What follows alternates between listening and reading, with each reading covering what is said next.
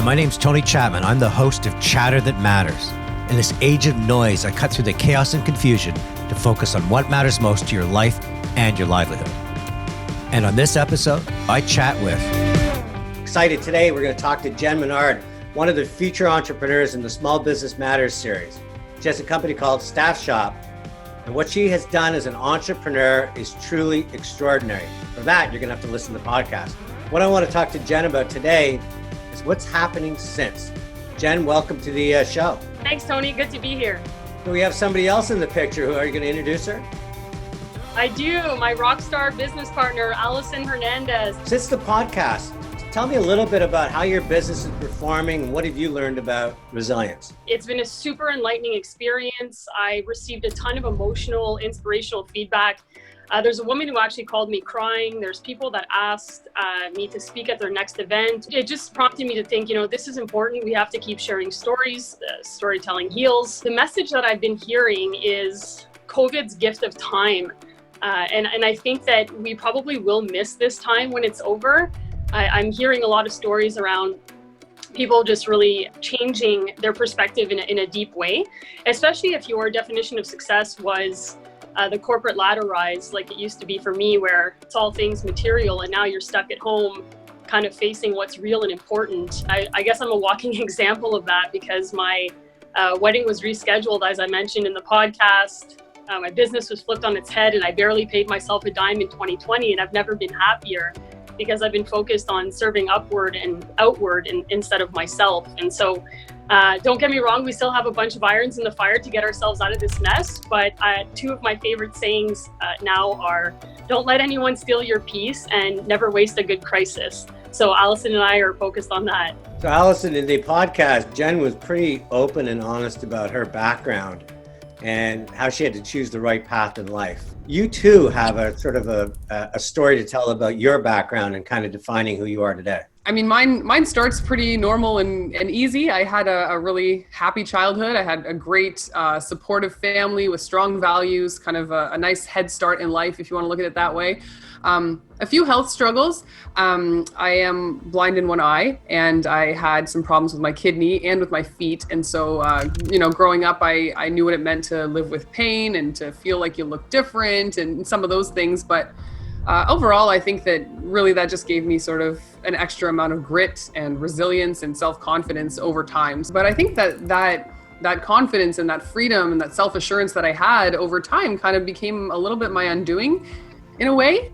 As I started to approach college years, I was so good at knowing and affirming myself and knowing my own value that I just forgot to surround myself with people who treated me the same. I inadvertently built a bit of a network around myself of toxic friendships and relationships, people who didn't respect me. And I think there's a saying that goes, you're the average of the 5 people you spend the most time with. And I really experienced the negative side of that with this kind of situation I painted myself into. A little weird for someone like me with such a great network and support around me, loving parents. But I was a little ashamed of kind of the way that I had isolated myself and surrounded myself with this type of negativity. So I really started to cut off my support network and ended up in a bunch of really bad relationships, one of which almost ruined my life, actually. Who did you turn to kind of get you to course correct and realize that the company you keep really is often identifies who you are and who you'll become? You know what? It's scary because at one point I really had no mentors. I was sort of distancing myself from anyone who could have a positive effect on me. And at some point I did think, Tony, that I wouldn't get out of it, as you say. I started experiencing the cycle of abuse from the inside, right? And that physical, psychological, emotional abuse cycle it really shuts you down and makes you unable to even respond to a mentor or someone who could potentially help you out of that situation. I thought about leaving every day, but I was terrified. I couldn't do it. At one point, I think I'd really had enough and felt sick of being isolated and powerless. And I did what you do. I called my mom, and she didn't ask me any questions. Thankfully, I wasn't ready to answer them. She didn't, give me a hard time about not talking to her for so long. She just showed up with a truck and moved all my stuff with me and kind of saved my life in one afternoon. I want to bring it to the two of you because when Jennifer talked in the podcast about her mentor, and one day he looked at her and said, you can't be everything. You know, you think of Walt Disney. Walt Disney works because he has Roy Disney, and they find a way to do a lot of things together and better. And when Jennifer was describing you, she said, well, that's my Roy. So tell me a little bit, you two, about how you work together and how did it all come about? I'll never forget that day, Tony. Actually, I walked into Jeff's office, and it's not every day you find a Roy. And after we both interviewed Alison, I remember sitting in his chair, and he looked at me and he said, she's a gift.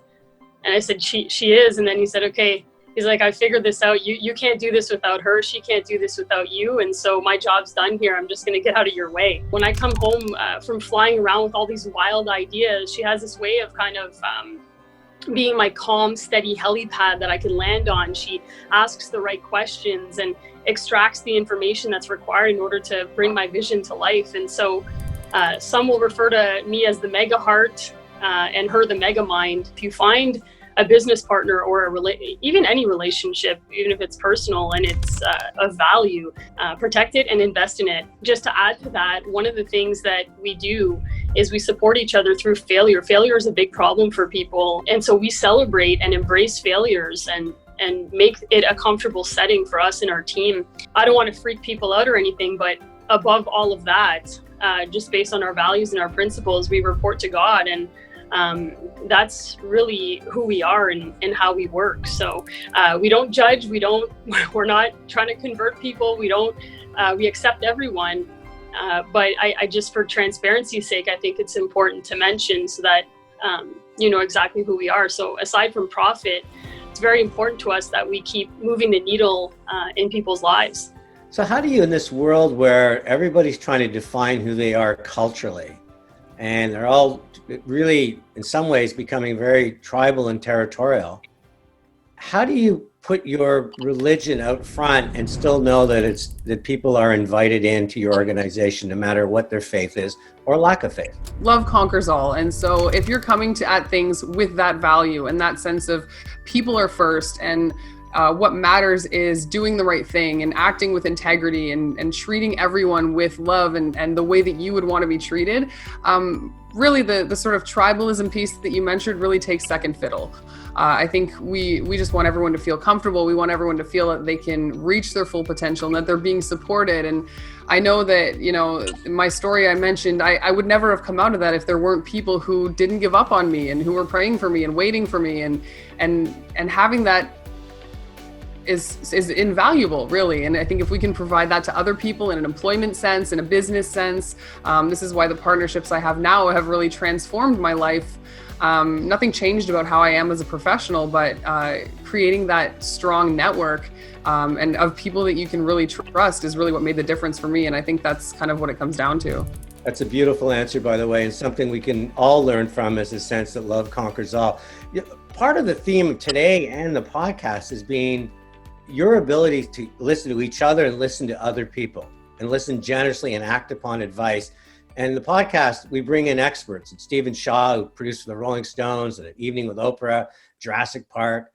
Joe Jackman, one of the world's big thinkers on change, came to the table and offered you some great insights on your business. Have you acted on anything that they offered you? The one thing I got clear about real quick, as per Joe's advice, was the ups and the downs. So the benefits and the consequences of working with us versus a competitor. And what we do sometimes is a mouthful to explain. So getting clear on that was key. And I narrowed it down to the top 3 benefits, top 3 consequences, along with the rest of the differentiators. So hopefully that's helpful for the clients. With regards to Stephen, he was mentioning, invest in your assets. And so since then, we already have the infrastructure to staff any industry we want. So not only have we pivoted to essential services, but we've added security, temperature checks, PPE, return to work procedures. The biggest opportunity we have right now with what's going on in the world is tracking diversity and inclusion within our workforce and making sure that we're creating equal employment opportunities for everyone that works for us. So we're very excited about that project. I want to finish the interview by asking, what's next for Staff Shop? We're excited. We've expanded our list of services. We've partnered with cleaning companies so that they can take care of cleaning and disinfecting when businesses reopen while we support them with staff.